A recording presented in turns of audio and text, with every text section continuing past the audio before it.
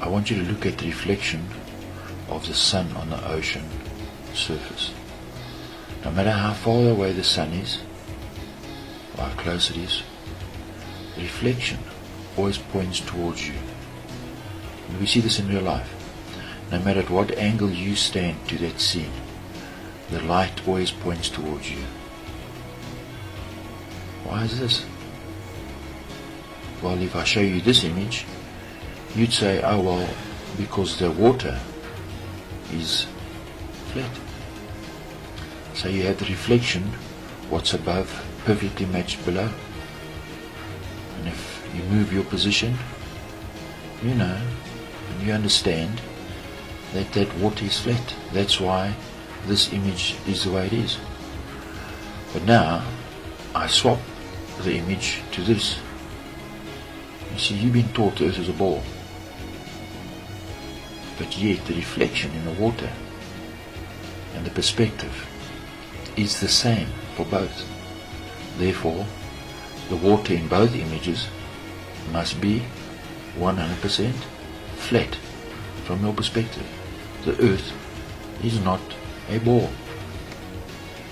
Yes, so they'll tell you, yes, this is perspective. We see the clouds getting smaller on the horizon. All the ships as they go away stay completely vertical.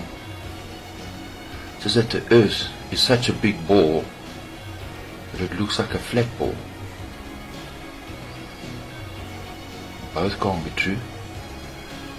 If the earth was curved, if there was a slight curve, the angle of the clouds would change. They can't both be right. They'll tell you that perspective is true, but a ship goes below the horizon.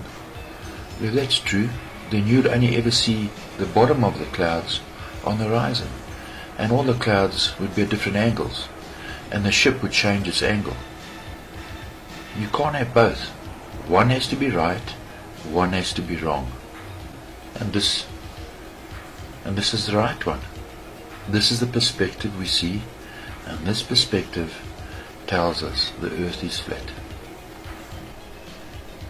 Yes, so they'll tell you that from your perspective you're so small and the earth is so big that it looks flat. Well, consider this. This ant would see the light on the ground first before he saw the flashlight. And then the flashlight would disappear and you would still see the light on the ground, because he cannot see around the curve of the ball. So this ant wouldn't be able to see the sun or the flashlight for the full 12 hours. But yet on earth, the opposite is true. Now this ant on a flat surface would see the flashlight first, then the light would approach him. And at sunset, the last thing you would see would be the flashlight. So, sunrise, he sees the flashlight. As the flashlight disappears, the sunlight disappears on the ground. And this is what we see in real life. And he would see the flashlight for the full 12 hours from his perspective. Right, so you're saying, well, what about NASA? I mean, here's a video clip of NASA doing some spacewalking.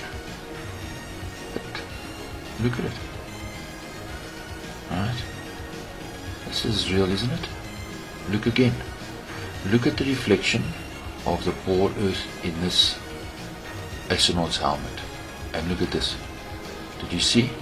Look at it again. This is not real. This is not real perspective.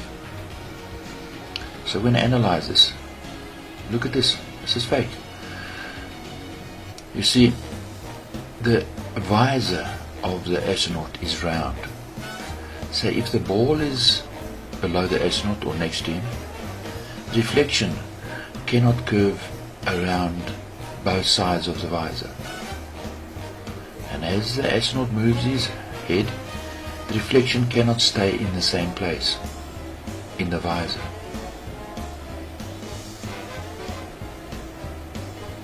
As it does in NASA's image. And NASA stuff is fake. And let's look at this again. Now look at this bit. You see? Look at this. Do you get that? How can it be that the Earth is behind the astronaut but reflecting in the front of the astronaut at the same time? Another part is, remember, the astronaut's moving the camera. The Earth cannot stay in its same position. The same way as if you took a camera and you moved it around the ball, it would appear as if the ball was turning, because as you moved the lens, it would point to different parts of the ball. So from your perspective, watching the footage, the ball would turn like this. Watch. You'd see different angles of the ball. But in NASA's image, you don't. And also, here's an astronaut. You know, his visor's round. The proportion of his reflection cannot be the same proportion as the ball, Earth, that he's floating by. This is lies. This stuff is fake. And look at this. You'll always see images of the Earth spinning below NASA, but look at the clouds. How can the clouds in the far distance, thousands of kilometers away, move at the same speed as the clouds that are closer to you? This is fake.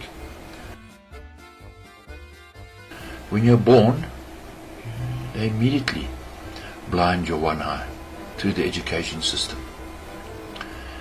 So you got one eye left. And so what do? You go blind your other eye by trusting in them without confirming or checking for yourself to see that the mindless garbage that they teach you, whether it's true. And with just a little bit of investigation, you will see that it's rubbish. So that's how the game is played. They give you pages of mathematics that can say anything they wanted to say.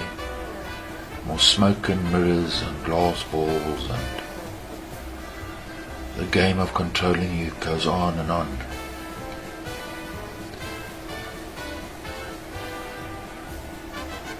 But when you take your eyes back, both of them, then you'll get your mind back. Yes, so NASA's just as fake as Father Christmas. And there were more chance of getting to the moon. It was on a sled with reindeer. The whole thing is just it's just fantasy for adults. So as the governments fail miserably, they invent fake achievements. As they rob you and steal from you and blind you, they give you a big shiny box wrapped up nicely. When you open it up, there's nothing inside. It's just lies. There's evidence all around us. We see images from the salt pans of Bolivia. The Earth is flat. And many people, in their own creative way, they've brought this to our attention, and as normal, as usual, we don't listen or pay attention. One such person was a writer, Jonathan Swift, and he wrote the book Gulliver's Travels. And did we think about what he was saying? There's a giant who lives in a small man's world, and on one of Lemuel Gulliver's Travels, he comes across this disc that's floating in the sky. It's a flat land, and it's a castle in the sky. And are we paying attention? This flat land is ruled by a queen, and this land is called La Puta. Now Puta in Spanish is whore, and in French, because it refers to this disc, this flat land that is ruled by this queen, who's also a whore, Babylon the Great. And that's the earth that we're living on. It's controlled by the Vatican, and they have these scientists, They've got one eye pointing up and one eye pointing down. They're so obsessed with science that they cannot even discern the world that they live on. And so they have a ball with a light in at the end of a stick, and they walk around and use this to keep their balance, to see where they're going. They're looking at the ball and the end of the stick. Do you understand what Jonathan Swift was trying to tell us? And on this island they don't use a tape measure. They measure everything with a square and a compass. And this refers to the world we live in. The world and everything we know are controlled by the Freemasons. All the astronauts are all Freemasons. And the education system and the government officials, all Freemasons, governed by the Vatican. And on one of Gulliver's travels he went to the island of Lilliput. And Lilliput is small puta, small prostitute, and he collects the ships and he walks from one land to the other and they see him, and it's flat. See, we read these and do we think about it? No, we don't. But yet evidence is there. The earth is flat.